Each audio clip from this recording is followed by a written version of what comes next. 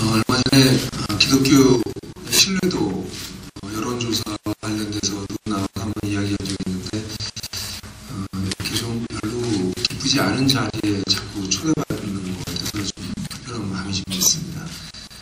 근데 아마도 그런 불편한 자리에 제가 아마 초대받는 이유는 지역교회 목사의 입장에서 이러한 상황을 어떻게 보는지에 대해서 아마도 좀 듣고 싶은 마음이 있기 때문에 아마 초대받는 것 같고요. 또 지역교회 목사님들이 사실 아마 저처럼 나와서 이 이야기 아마 똑같은 얘기를 다 하실 거라고 저는 많은 분이 그러실 거라고 믿습니다. 그러나 노회와 총회 밑에 즉시시야에 계셔서 자유롭게 발언을 못하시기 때문에 아마 그분들이 나오시지 못하실 거라고 생각하고 저는 독립교회에 속해 있기 때문에 그래서 뭐 저를 이렇게 어떻게 목을 칠 수 있는 분이 계시지 않으니까 위험성이 적어서 저를 부르는 게 아닐까 그런 생각을 합니다. 저는 오늘 한 지역교회 목사로서 더 정확하게는 한국교회 성도로서 이 이야기를 좀 하려고 합니다. 이미 여러분들 다 아시는 것처럼 이 심각성은 너무너무 심각합니다. 종교에 대한 신뢰도 다른 이 주요 종교들하고 비교할 때 신뢰도가 바닥을 치고 있는 것은 우리 지난번 조사를 통해서 3년 동안 아주 지속적으로 발견되었고요. 종교 이탈률이라고 불리우는 종교의 그 종교를 포기하는 그래서 무교가 되거나 다른 종교로 회심하는 이유에 있어서도 개신교는 이미 아주 심각한 상황에 온 지가 오래됐습니다. 목사로서 다른 종교의 성직자들과 그 신뢰도를 비교할 때도 꼴찌를 하고 있는 것이 더 목사입니다. 뭐 이런 통계조사뿐만이 아니라 온갖 비리와 온갖 의혹들이 끊임없이 하루가 멀다 하고 언론에 지금 이야기가 되고 있고 저는 올해 초에 교회에서 컬럼을 쓰면서 그런 글을 썼던 일이 있습니다. 아마 올해는 한국교회의 문제점들이 완전히 노정돼서 끊임없이 사람들에게 알려질 것이다. 그래서 그 컬럼 제목이 그랬습니다. 올해는 한국 그리스도인들이 참 힘든 한 해가 될 것 같습니다. 이제는 더 이상 견딜 수 없을 정도로 이것이 포화 상태에 이르러서 문제가 나오고 있는데 이제 그 포화 상태들 중에서도 아주 가장 큰 종기 같은 것 하나가 완전히 터졌다. 이런 느낌이 듭니다. 한계총이 지역교회에 끼치고 있는 부정적인 영향에 대해서 꼭 말씀 안 드려도 다 될 것 같지만 좀 정리해보면 한계총이 기독교를 대표한다라고 하는 대중적 이미지를 가지고 있는 것은 분명합니다.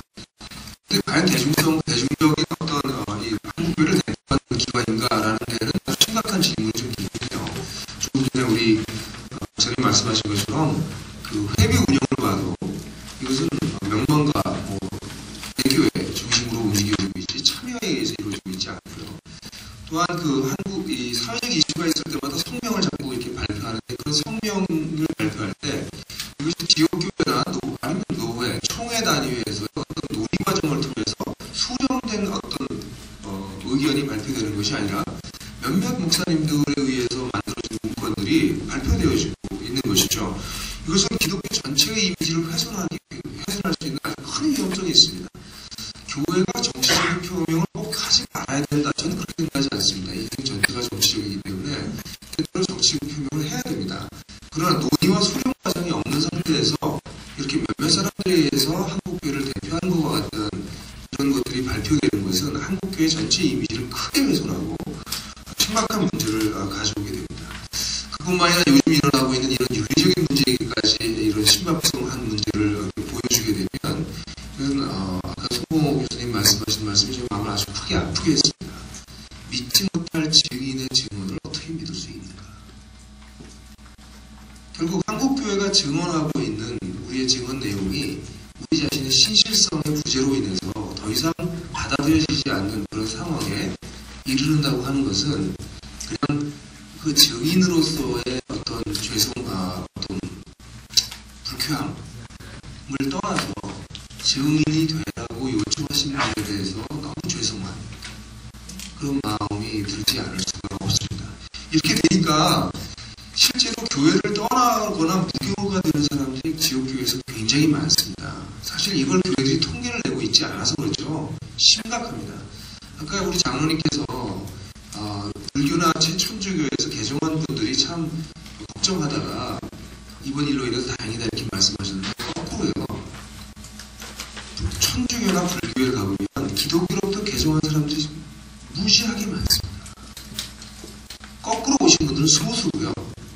기독교에서 이미 그쪽으로 나간 사람들이 수도 없이 많습니다.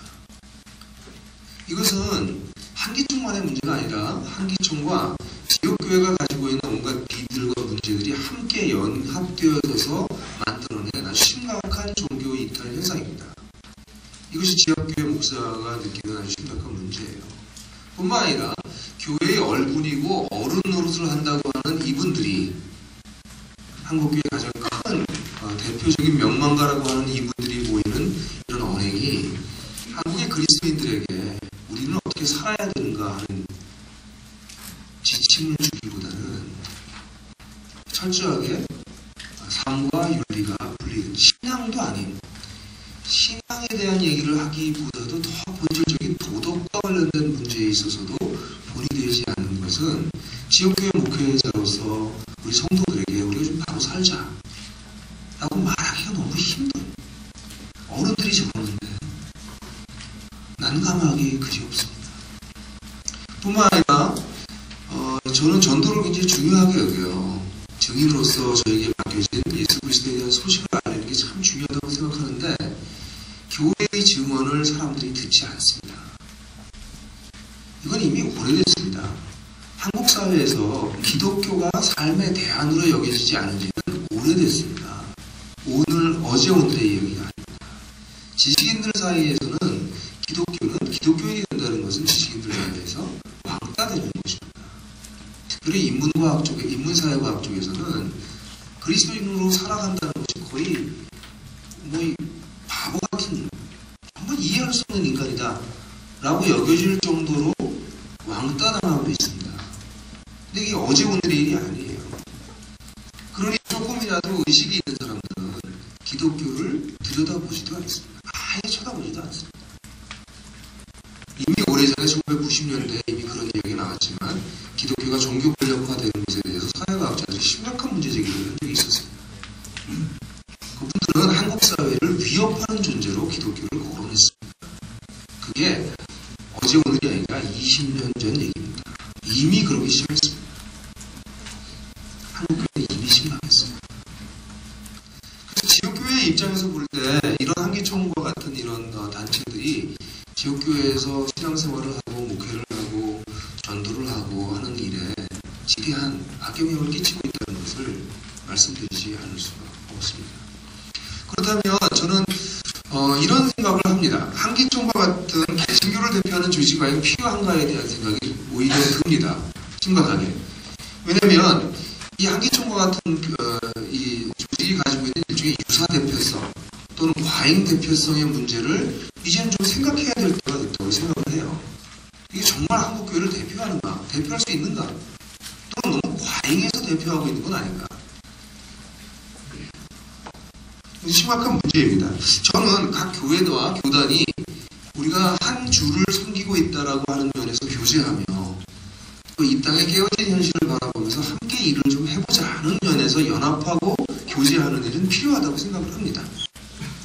그런데 어떤 정치적 이슈를 위해서 한 목소리를 내는 것이 필요한가? 이것은 좀 심각하게 고민해 봐야 될 문제예요. 왜냐하면 개신교는 종교개혁적 전통에 서 있는데 종교개혁의 아주 중요한 요점은 성경을 개인이 해석하고 그리고 그것에 순종할 수 있다라고 하는 관심입니다. 우리가 처해진 삶의 현장에서 성경을 각 개인이 목사만이 아니라 모든 성도가 해석할 수 있고 순종할 수 있다입니다. 그러나 그것은 물론 개인이 이렇게 마음대로 한다는 것이 아니라 그런 해석과 순종, 실제적인 행동은 그리스도인들 간의 논쟁과 토의와 이런 수렴 과정을 통해서 되어지는 것입니다. 그게 개신교의 강점입니다.